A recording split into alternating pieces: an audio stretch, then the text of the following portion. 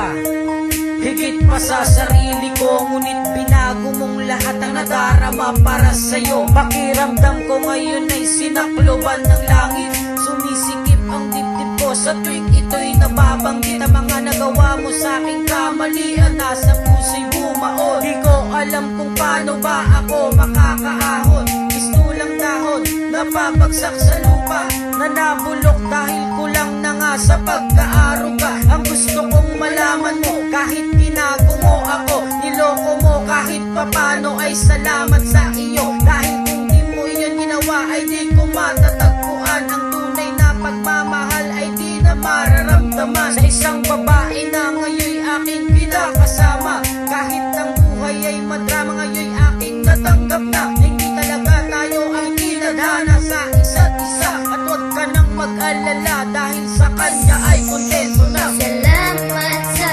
pag-iwan mo, sa pagsukat sa puso ko. Dahil kung di dahil sa'yo, ay hindi ko matatagpuan ang tunay na pagmamahal na hinahanap at inaasahan.